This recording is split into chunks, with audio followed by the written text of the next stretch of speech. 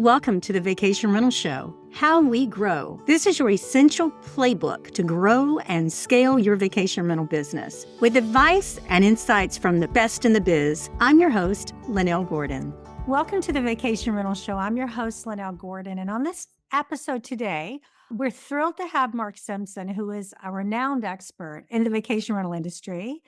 He is recognized for his innovative approach to boosting direct bookings. And as the founder of Boostly, which is a leading website design agency and online training academy, Mark helps thousands of people like you who are listening, who are property managers, hospitality owners, to increase their bookings and cut their commission cost, maximizing their profit margins. So he has a background in marketing and a passion for empowering and helping other people, which is really one of the reasons I reached out to him, and I was like, I really want to have you on the show. He is on a mission to help 1 million hospitality owners enhance their direct bookings. So he's also the founder of other ventures that he has, but I'm really excited to have him talk to us about short-term rentals. Welcome, Mark. Thank you very much. What an introduction. And I was just looking at some of your past guests, Julie George, Mariah Rockman, know them all very, very well. So it's nice to follow some amazing people. This is true. Someone said to me recently, you have to quit mentioning Mariah. And I was like, she comes up in conversation. What can I say? Yeah, no, she's amazing. So my family went over to visit Mariah and Ira and her family in Gestad, not last Christmas before, and we got to spend some time with them and the family, and it was lovely. It was a great little time. And yeah, we've known each other for years, bumping into each other at the conference circuit over here. She's remarkable. Today, I want to talk to you about direct bookings. Everybody wants to have as many direct bookings as they can. Nobody wants to be completely reliant on OTAs if they don't have to be. So what is your best piece of advice? This is really your wheelhouse on direct bookings.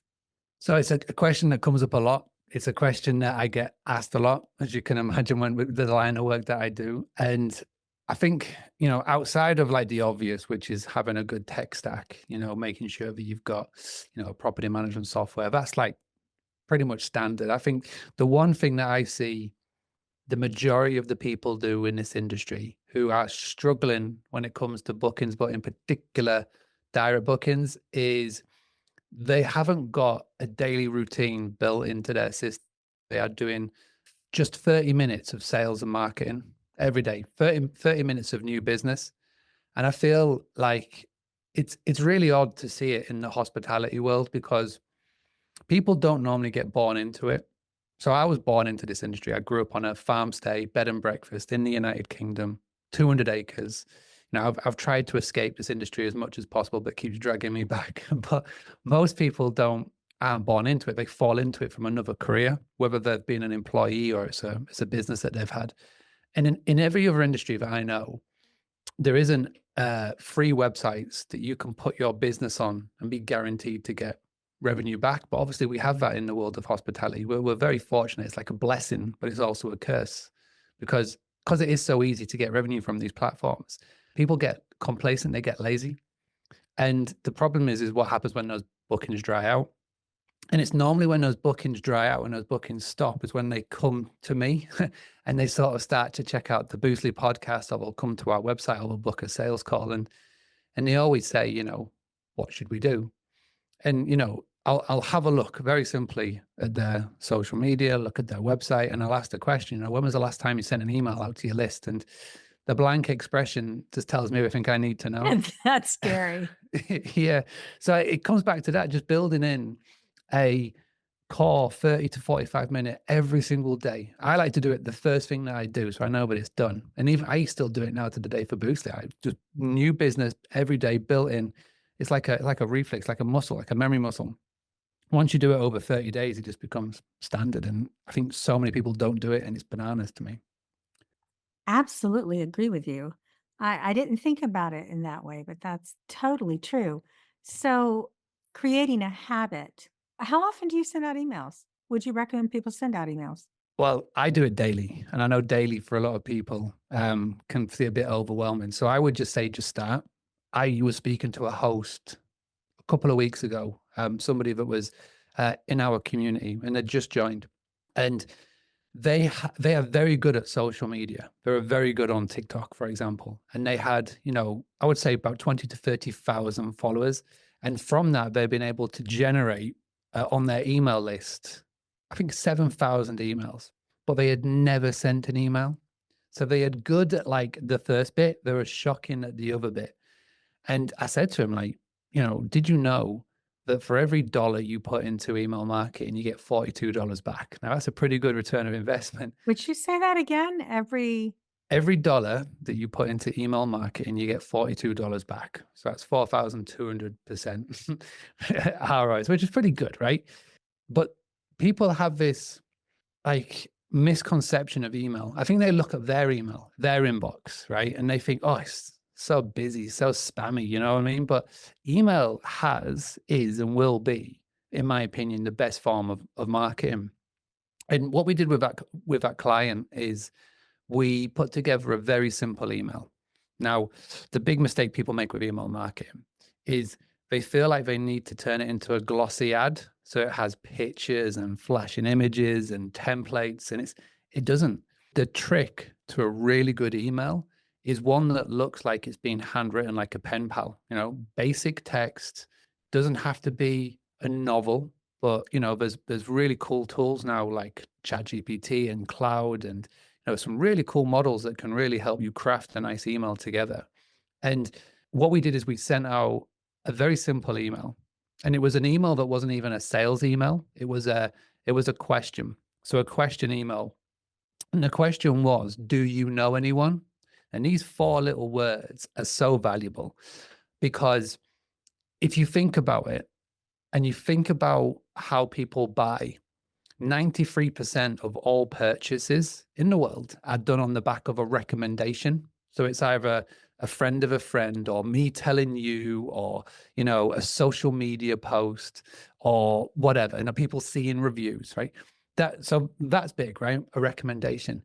And the question that we asked was, so Lynell, thank you so much for coming to stay with us over the course of the last year. Or thank you very much, for being part of this journey. You're really cool. We like you. Do you know anybody, or do you know anyone as cool as you who's looking to come to? It was Chester. So it was like a tourist destination, but it's also very good for medium term stays. So we get a lot of contractors there, a lot of corporate people that go to Chester. So we said, do you know anybody who is as cool as you, for example, who is looking to come to Chester? If so, please forward this email on, or introduce us to your friends, like I set up an email thread. And if they book on the back of your referral, then we'll send you X. Now, for him, it was, I think he was doing a bottle of wine or Amazon vouchers, I can't remember. But because of it, the email sounding like a question and it wasn't selling, the way it worked was really cool, because not only did people send out referrals and whatnot, but people actually booked on the back of it, because we added a little PS, which was, by the way, if you're looking to come back to Chester, please get in contact. We'll give you some really good rates. And it worked twofold, and it was so powerful. I think it was generated close to £10,000, so about nearly $15,000 in bookings on the back of it. I mean, it's such a big list. But the really cool thing is, because his audience and because their guests was, part tourism but part business, one of his business guests read that email, and it turned out that this company had just signed a huge contract on the outskirts of Chester, and they needed to home, I think, hundreds of contractors, right? Because obviously we're going to be, my goodness. and he has not just one property in Chester, he's got 40 properties. And so he turned that one email into, I don't know if it's been signed off yet, but that could be a huge 6-figure contract just off the back of that one email. So I always go back to email, night and day. I love this story about email marketing, though. So I have a question on the back of that. Okay. And my question is this. So how do you keep people from unsubscribing because you email them too much? Okay. Absolutely. So I never worry about unsubscribes. I actually welcome unsubscribes, because if they unsubscribe, it means that they're never going to be a customer. And in fact, What's really cool about email at the moment, and it's sort of going down the way of an algorithm, so to speak. So Facebook has an algorithm, Instagram has an algorithm, LinkedIn, everything, even Airbnb has an algorithm. Whereas if you put out something good, people open it, people read it, that algorithm goes, oh, that's good. I will send that to that person more. Now, email are doing this as well. Like Google, for example, I use Google a lot. And I've got my inbox and there's a promotions folder, there's a spam folder, there's another folder. If I've got an email list of 100,000 people, and whenever I send an email out, only 1,000 people open it, then there's a large majority of people who are not opening my email. So Google will look at that and go, oh, that looks a bit spammy. Let me go and Yeah. put it in that other folder. But if I've got an email of just 1,000 people, but every time I send an email out, if 1,000 people open it, then that's a very high open rate. So Google are going to go, oh, that's really good. I'm going to keep using the inbox. So for me, if people are going to unsubscribe, that's brilliant because it's opening the doors to more people to opening it. And it keeps my list nice and lean, nice and clean. And it just means that it's going to hit that inbox a lot more. In fact, one of my little secret sources at Boostly. So we've got 30,000 people over the years who have signed up to get an email from Boostly.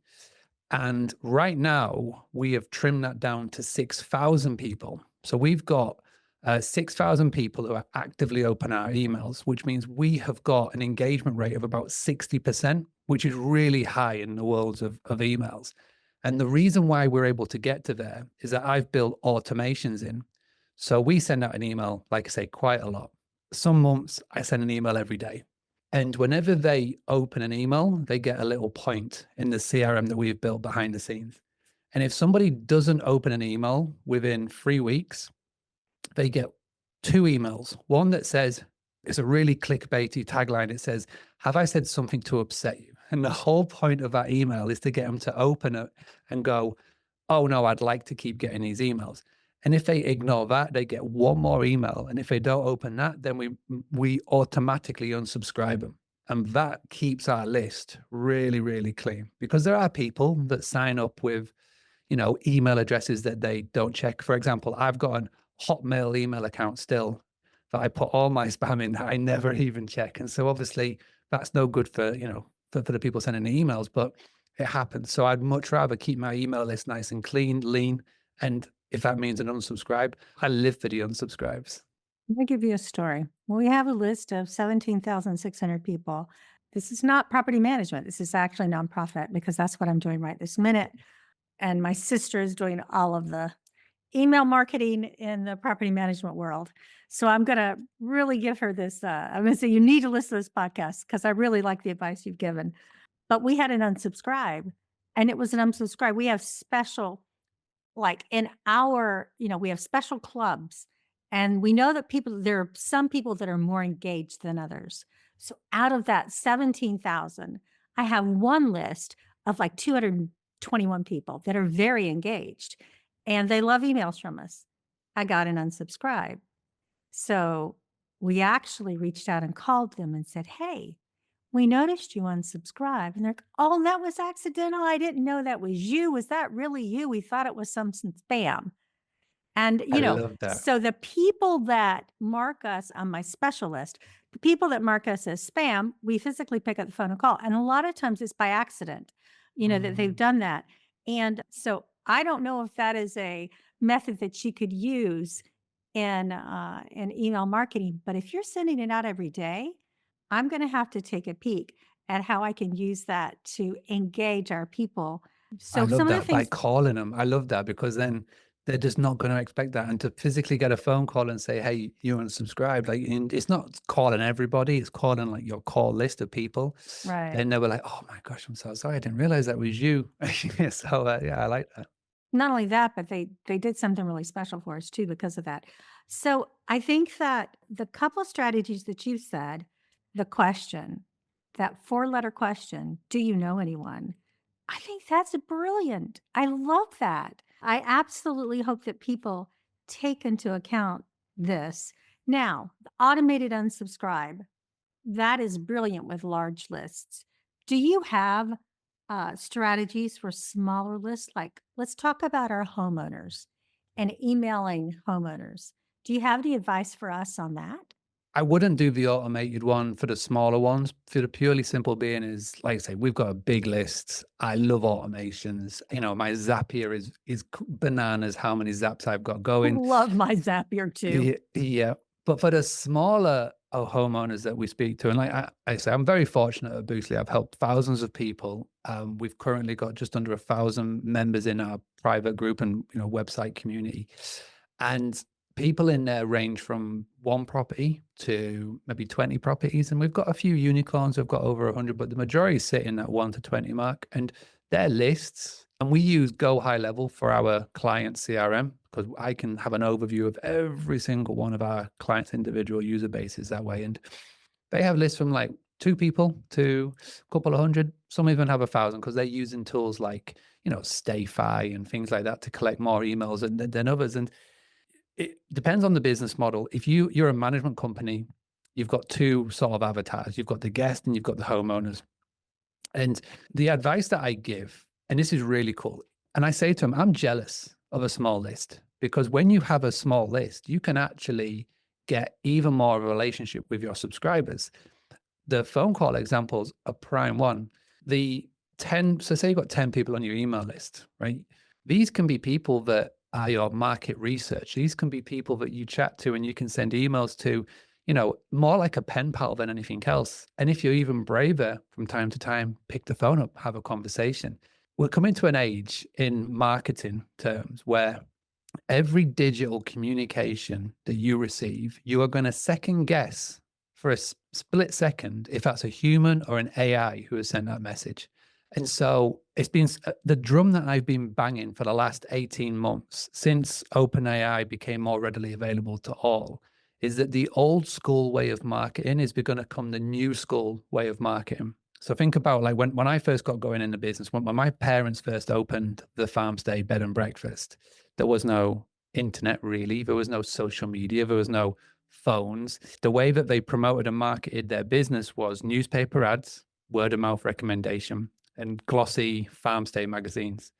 And, it worked a treat. And like they literally had to pick up the phone sometimes and call past guests.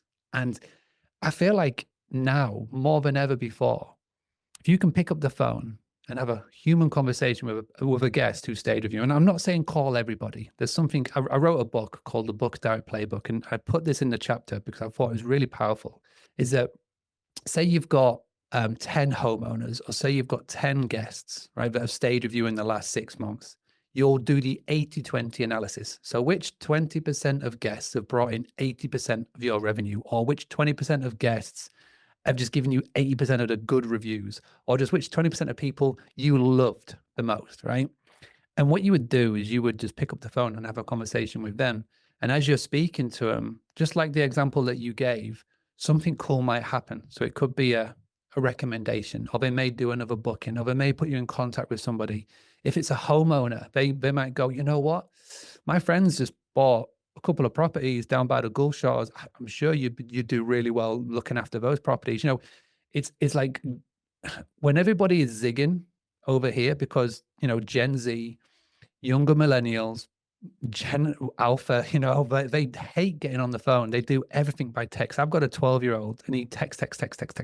He never even picks up the phone and have a conversation. So if you can That's do true. something that is a little bit different, it could have massive results. And the cool thing is it costs nothing, and it's instant. You get instant feedback and results on if it works or not. I'm going to tell a secret about you that maybe people don't know, but Mark has written 6 best-selling books on Booking Direct, and he's not just speaking about something that he learned a day or 2 ago. He's talking about things that he knows from experience. So guys, I implore you to listen to these techniques and to try them out yourself. Tell me about text-based contact with guests. What are your thoughts? Yeah, I mean, email average open rates range from about 20 to 23%. depends on, the list, etc. But that's about industry average. Text message open rates is about 90%. And the reason being is that to get rid of a text, you actually have to pick up your phone and open it to get rid of it. And text-based messaging, it's one of those sticky points because there are so many rules and regulations around it. And it's always changing, always evolving. Different countries have different rules on it. And, you've got to be compliant as much as possible. But if you can do it and if you can do it well, like I use ManyChat and that has text-based messaging inside it, which uses Twillo, which is Yes. Twillo. Love Twillo. Fantastic, really good. And then they've got the compliance. If you can get around that by automating it, fantastic. You know what I love to do is it would be again with a smaller list, not many chat, WhatsApp. I know it's not as used in the States as it is maybe in Europe and more around the world, but WhatsApp was always a fantastic way of when I first got Boostly going, how I was able to sort of grow a community was through Facebook groups, which was great, but by getting them off Facebook and into a message-based app was the key to probably to our growth because again, it's with you every step of the way. You open it up, you see the notification, you want to see what it is. You can do voice notes, you can do video messages, you can call anybody around the world for absolutely free. And yeah, I think, text messaging is fantastic if done well. I think the key to it, short, sharp, sweet, make it look like a personal message. There are tools that you can automate all of this, and the property management softwares of the world now can integrate with to WhatsApp a lot more easier. And it is a fantastic way of getting in contact with people. I actually really, really like SMS based messaging for guest communications pre-stay. One of the best examples I've seen of this was there was a guest arriving at a property and this client had set up not only email pre-stay communication, i.e. here's how you get in the property. When you're traveling, especially if you're flying and a long distance what journey, you're not going to be able to check your emails all the time. I don't have any emails on my phone, for example, but I get SMS. And this host had set up not only email comms but text comms as well.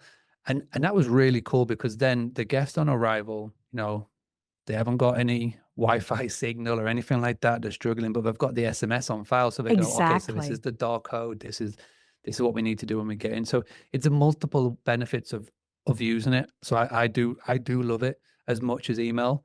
But yeah, it's kind of tricky because depending on the country, depending on when you listen or watch this, there may be new rules and regulations around it.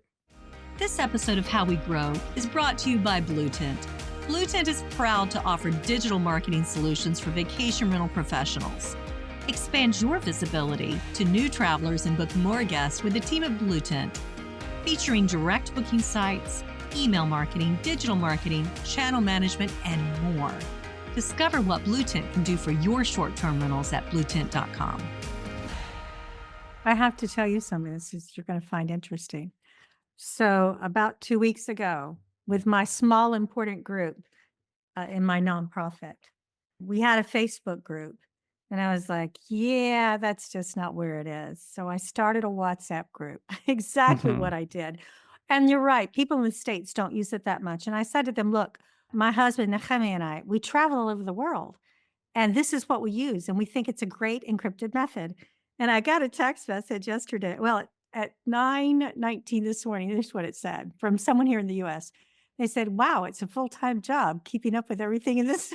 And it's true. Yep. It's true. It is a great way to have a group like loyal guests, because people that have stayed there, like what I'd like to do, and tell me if it's a bad idea.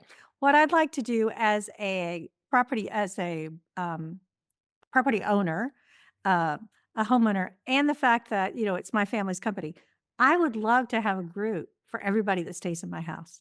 Because this year, 100% of everybody that stayed last year booked again this year and just confirmed it. It's January. Well, it's actually almost February here in, I don't know when this will air, but all of it's confirmed. Plus, we have more than we did last year. I would love to create a WhatsApp group for people to say, how do I use that stove? How did you know, where's the Wi-Fi code, guys? Where is that? And have them talk together. Now, there's a danger. Yes. And the danger is someone could be really pissed about something, and that is the group they would complain to. Yes, there's pros and cons. So it's a great idea. We created a Facebook group for our farm stay business, which was called The Granary. And so we called it the VIP Granaryites, which people love because people like to be part of a tribe, right? If Yes. you're a fan of something, people like to chat with other fans of something. TV shows, it's made for it. There's so many communities around TV shows. Doesn't matter what show it is, there's fans of it. So we incorporated that into what we did and works really well. But you do have the ability and you are opening yourself out to be 100% vulnerable. If somebody's a little bit pissed at something, first place that they will go is they will go to there. But as long as you, as communicative as you are, and as long as you are a hospitable host as you are, then you know what? Everything can get remedied, even if it is like a little quick call to say, hey, I saw that, I acknowledge you, I hear you, this is what we're going to do to fix it.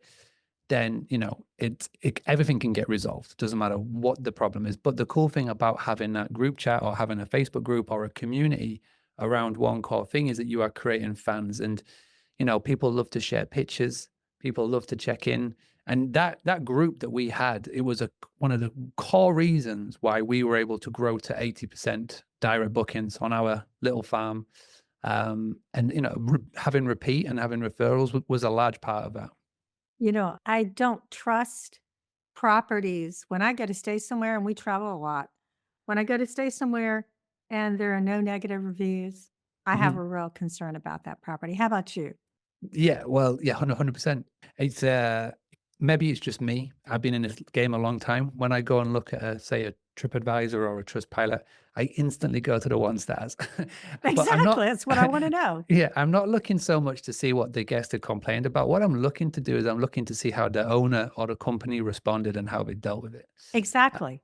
And it tells a lot, I mean, Boosley's not perfect. We had a bit of a rocky patch last year where we had a bit of a lot of negative attention towards us over something. And, all we did was put the prices up. It was as simple as that. We put the prices up and people, got on board of it. Some people really didn't like it. And there was an onslaught, and there was a lot of fake 1-star reviews that were being left out there. You just grin and bear it. You just stay calm, you stay professional, you don't bite, you just respond. You deal with everybody the same way if they left a 5-star or 1-star. And I feel like now we come out the other end of it where, we have people book sales calls with us and they mention the reviews and they mention how, yes, there were some negative ones, but there were a lot of people that, came out to bat for you. And, there's who I would call the super fans. There was the blog that I read when I first started Boostly, about 2015, 2016. It's by a guy called Kevin Kelly, and the blog is 1,000 True Fans.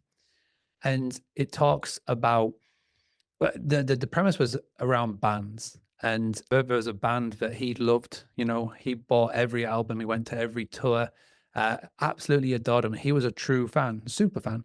And he said that anybody that can build, even a business or an agency or a software solution can build 1,000 true fans. The 1,000 number is like secondary. Even if it's 100 or 10 or whatever the number may be, if you can sort of create that, they will be your marketing, they'll be your sales, they will go to war for you in the Facebook groups and the comments when you need them the most. And you know what? Ever since that day when I read that, I was like, I want to create 1,000 true fans. And I'm very fortunate that that's what we've done at Boostly. So when you needed them the most, even when you've got that little 1-star review, that little bit of a storm coming, there's people that are backing and batting for you, which is lovely, which is needed.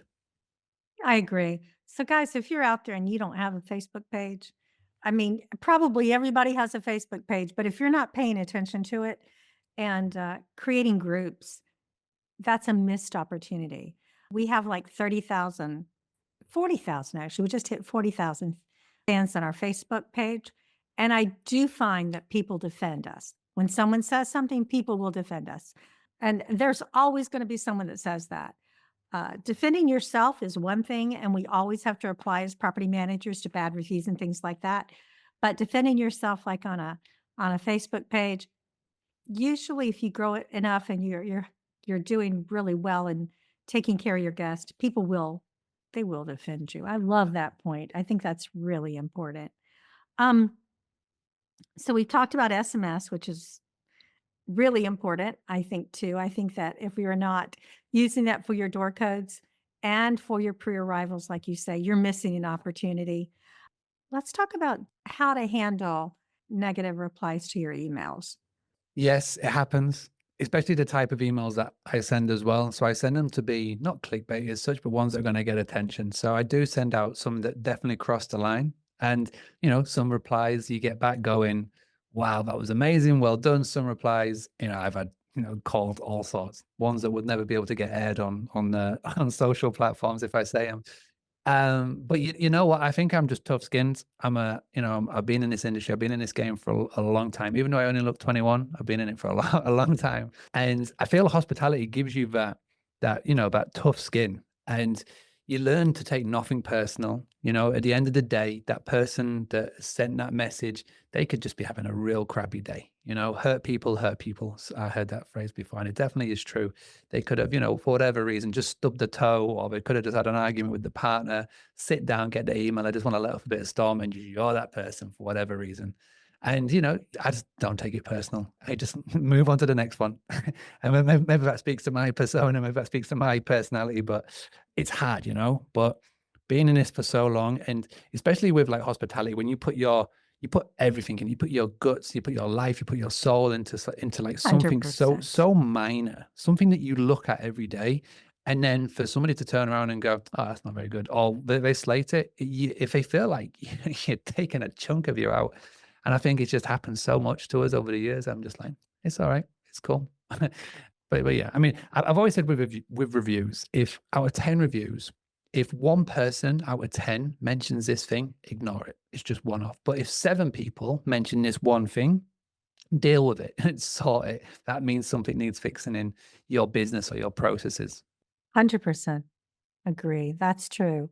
We had a recent example of that where I had people were not being they were registering and they weren't getting their login online. And I saw it happening like almost every other day. And I emailed the administrator who does that, my admin who does that. She's like, oh, no, there's not a problem with that. Well, I know there's a problem. So now I have to stop and find that problem. If you are getting the same emails over and over about certain things, that is something please don't ignore. We really do have to deal with that. You have been recognized, Mark, as one of the top influencers in vacation rental industry. What has been the most rewarding aspect of your work in helping property managers succeed?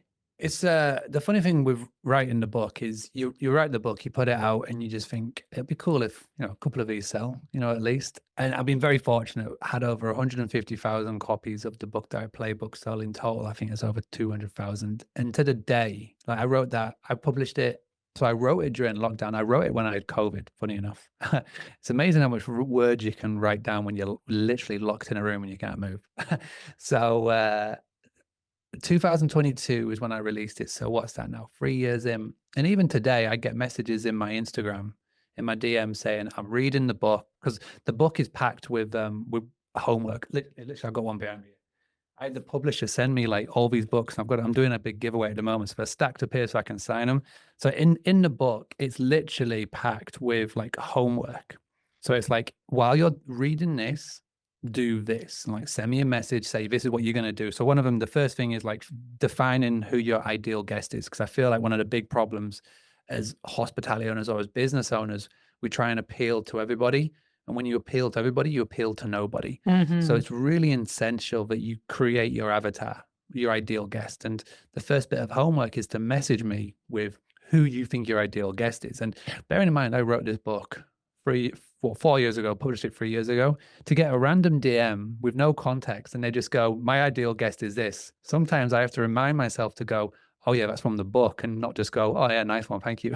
Thanks for sending me that random DM on on Instagram. But it's cool. And I spend as much time as my life and my day and my world and my year, I stay in this office. I love to be in my village. I don't like to leave it that much. I created this business because I can spend 99% of my time with my wife and kids.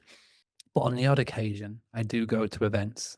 I try and find my 80-20, which 20% of events can I go that will move 80% of the needle, so to speak. And when I go to those events, it really is when it hits home at how much of an impact on these podcasts, on the posts that I do, or the books that I do have, because you can literally, there's nothing worse than walking in a room and nobody knows who you are and you know nobody. It's really awkward.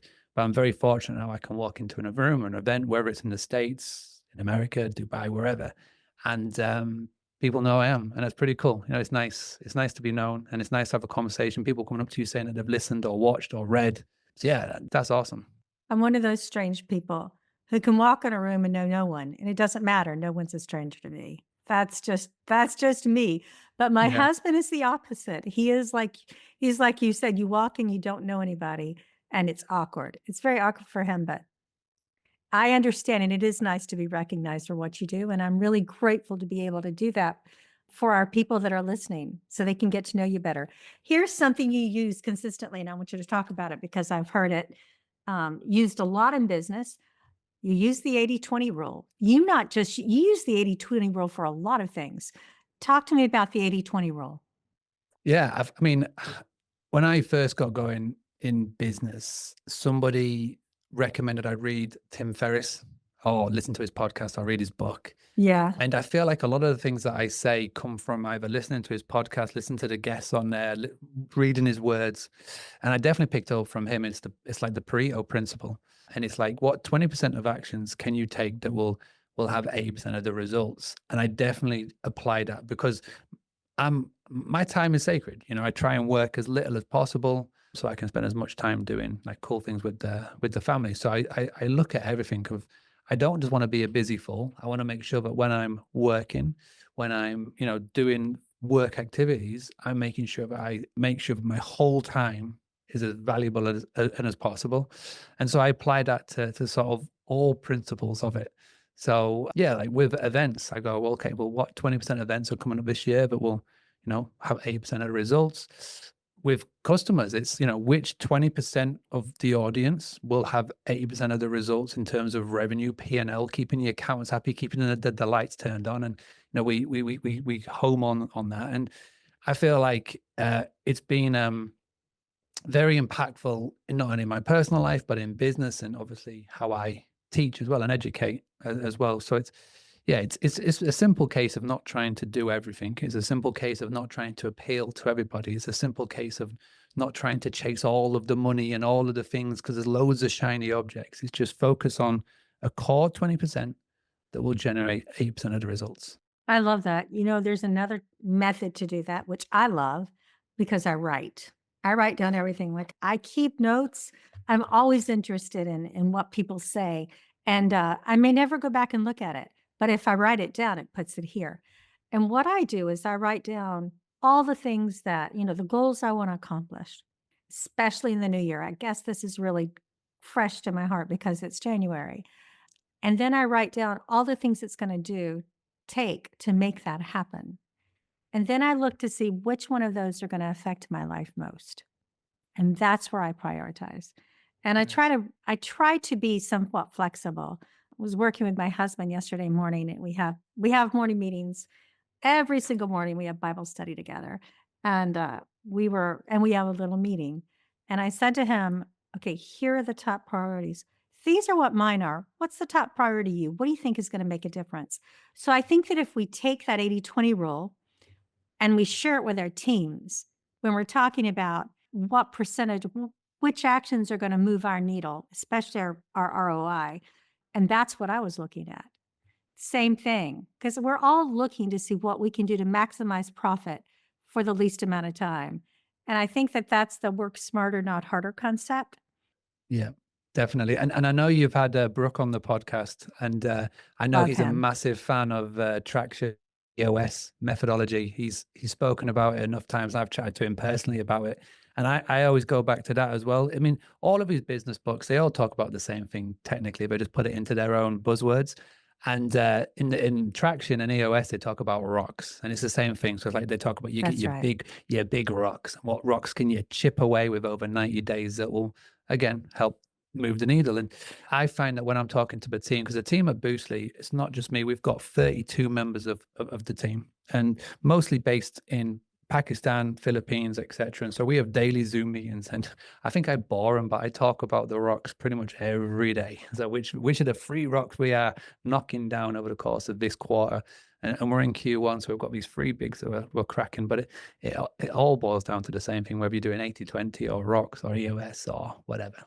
You better be doing some of that because that actually works. It's the way that you get things done in business. I'm going to ask you to put on a hat that looks into the future.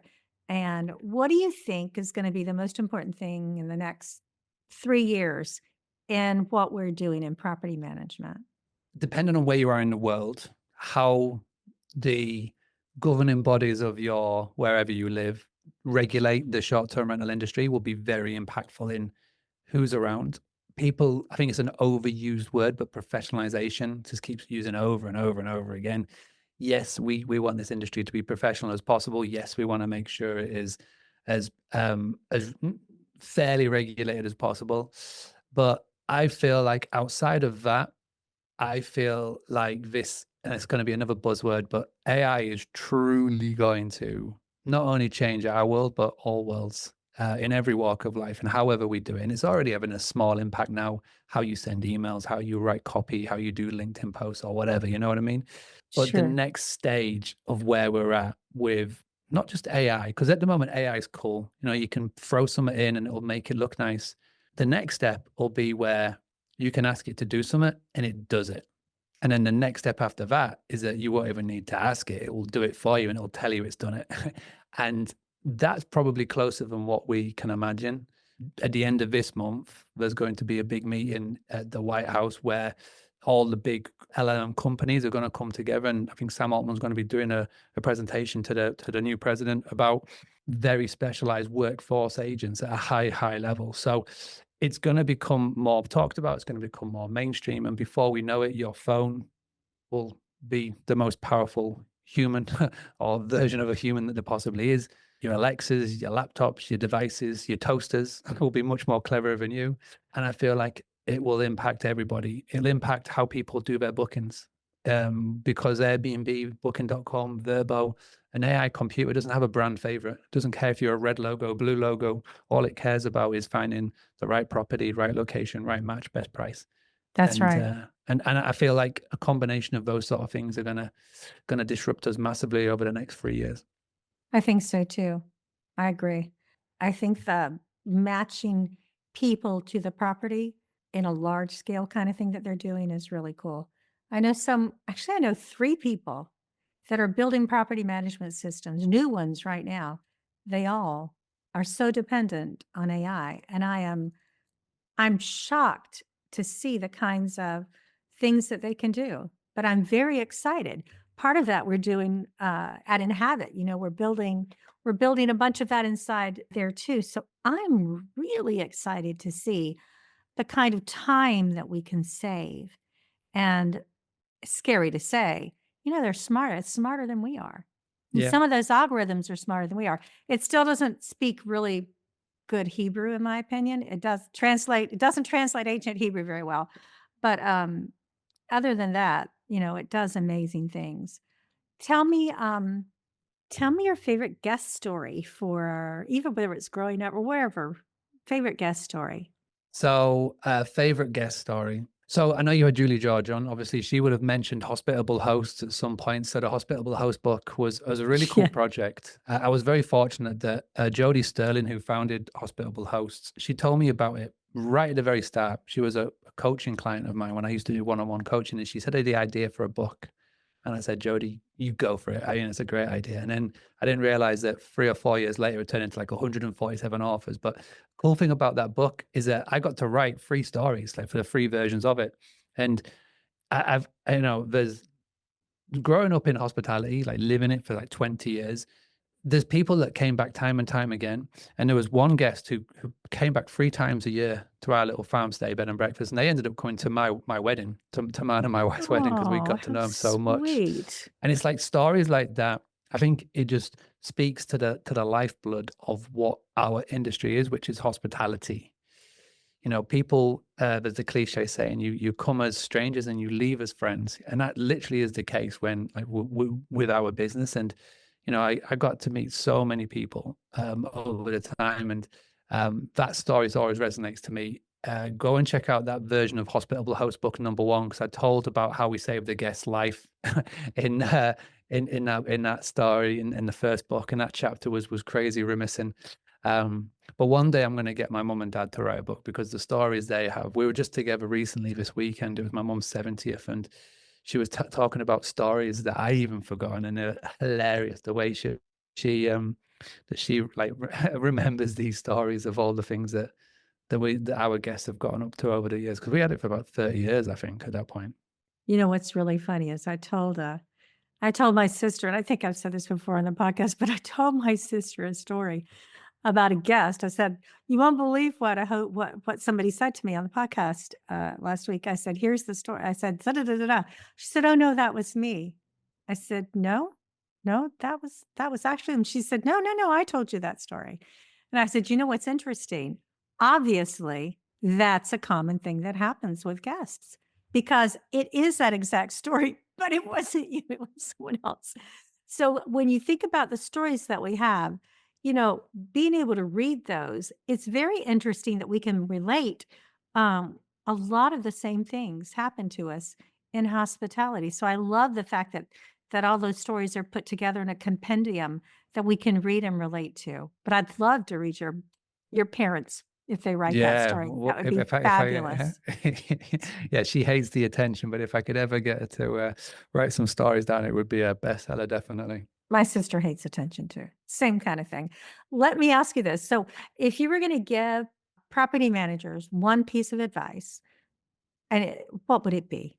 I would say that always remember the core reason why we do it, hospitality. I feel like, especially in the day and age of everybody wants to automate everything, and again, I'm guilty of the Zapier more than anybody, is that we are in the industry of making memories. Like, people come and stay at our places and they have memories on the back of it. They will talk about that. They will remember that vacation, even like a leisure stay, business and leisure stay, or a business stay. They will remember that for a long, long time.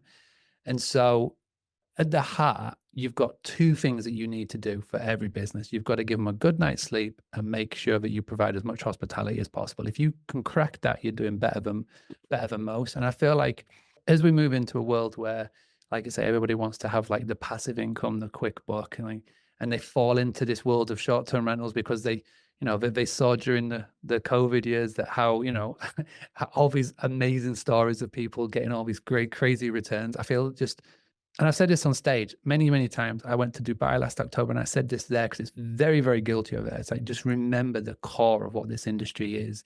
It is about hospitality. And if you can crack that, then, like you say, you're going to be around for a long time. Obviously have the technology, obviously tap into these cool things that everybody's doing, obviously get a really cool PMS and do all of that. But, just remember that at the core of everything that you do is hospitality, and you'll be all right. Mark, I really appreciate you taking the time to come on and talk to people about it, about direct bookings and all the other good advice you've given. I've really enjoyed it. It's been Thank really you. interesting and fun. Thank you so much. If people want to reach out to you, would you mind if they email you or text you or WhatsApp you or LinkedIn you? How I should they think reach you? Instagram is cool. I love an Instagram. So it's at Boostly UK. If you go check out there, send me a message, say hi, say that you came from the show. And if Instagram's not your jam, LinkedIn is cool as well. Just Mark Simpson on LinkedIn. You'll see the face, or you'll recognize the accent. That's for sure. Mark, it's been a pleasure. Thank you again. Thank you.